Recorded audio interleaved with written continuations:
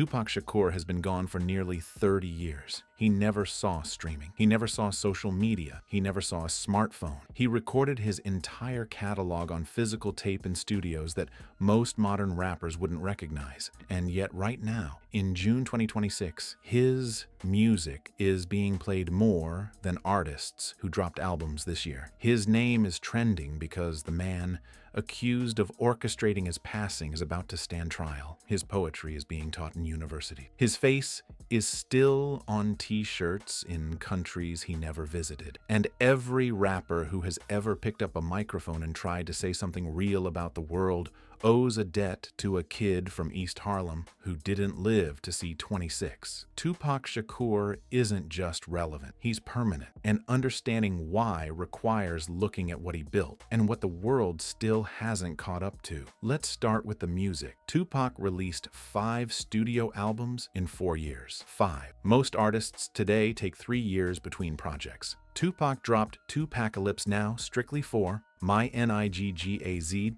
Me Against the World, All Eyes on Me, and The Don Killuminati, all between 1991 and 1996. All Eyes on Me was hip-hop's first double album from a solo artist. It sold over 566,000 copies in its first week. It's been certified diamond, meaning over 10 million copies sold in the US alone. And on Spotify in 2026, Tupac still pulls over 18 million monthly listeners. Changes alone has over 1.3 billion streams. Dear Mama has crossed 850 million. California Love sits at over 1 billion. These aren't legacy numbers being propped up by playlists. These are real people, many of whom weren't alive when he was, choosing to press play every single day. All Eyes on Me crossed 4 billion total streams this year. An album recorded in 1995 is outstreaming projects that dropped last month. But the music is only half the story. What makes Tupac permanent is what he was saying. In 1991, on his very first album, he released Brenda's Got a Baby, a song about a 12-year-old girl who gets taken advantage of by a family member, gives birth alone, and ends up losing her life on the streets. He was 20 years old when he wrote that. 20. While other rappers were making party records, Tupac was writing social commentary that reads like journalism. Changes, released posthumously in 1998, talked about poverty, police brutality, mass incarceration, and the failed promises made to black communities. Every single topic in that song is still in the headlines today. In 2020, when protests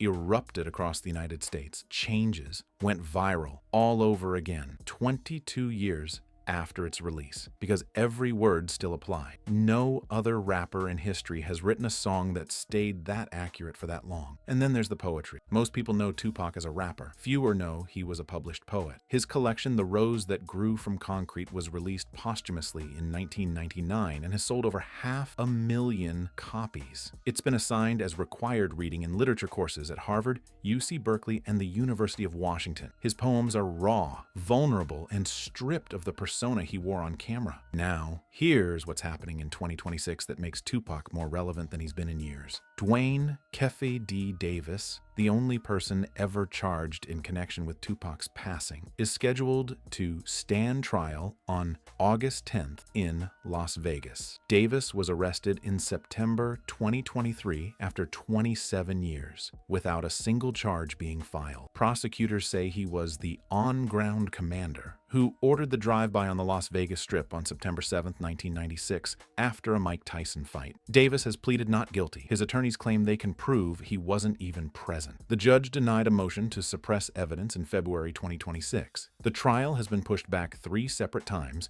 from June 2024 to November 2024 to February 2026 to August 2026, due to what Davis's attorney called a voluminous amount of discovery. If convicted, Davis faces life in prison. Nearly 30 years later, the case is finally going to trial, and the entire world is watching. Tupac's estate still generates 8 figures annually. His music still racks up billions of streams. His image is still one of the most licensed in entertainment. Kendrick Lamar has cited him as a primary influence. J. Cole named an album after his mother. Drake sampled him. Eminem has called him the greatest. And every year on June 16th, his birthday, social media turns into a global tribute that dwarfs most living artists' album releases. He recorded everything in 4 years. He was gone at 25. And in 2026, the man who once said, "I'm not saying I'm going to change the world, but I guarantee that I will spark the brain that will change the world," is still proving himself right every single day, 30 years later, with no new music, no interviews, no social media, just the work he left behind. And that work hasn't aged a day. Subscribe, because when the Keffe D trial starts in August, we're covering every moment.